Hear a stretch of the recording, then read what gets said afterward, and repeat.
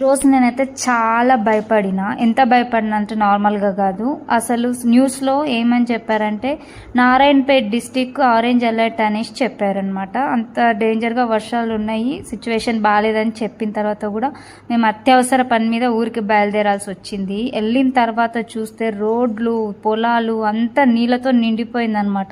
పొలాలు ఎక్కడున్నాయో తెలియట్లేదు, చెట్లు ఎక్కడున్నాయో మొత్తం నిండి ఫుల్ అయిపోయినాయి.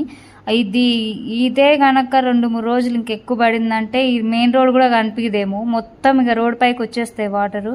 సిచ్యువేషన్ అయితే అంత బ్యాడ్గా ఉండే, అయినా కానీ ఇంకా ధైర్యం చేసుకొని బయలుదేరినాము. అయితే మా ఊరు వాగుని ఫస్ట్ టైం నేను చూడడము. అక్కడ కొన్ని నీళ్ళు కనిపించడం తెలుసు, కానీ ఒక డేంజర్ రివర్ లాగా ప్రవహిస్తుంది. అసలు ఇది వాగు అంటే ఎవరైనా నమ్ముతారా? ఏ కృష్ణానది అంటే నమ్ముతారు అనుకుంటా. అంత ఫ్లో అయితే నార్మల్గా లేదు. ఎవరైనా పడ్డారంటే ఇంకా గల్లంతే, మళ్ళీ దొరకడం కష్టం. మీ ఊర్లో వాగులు కూడా ఇలాగే ప్రవహిస్తున్నాయి వర్ష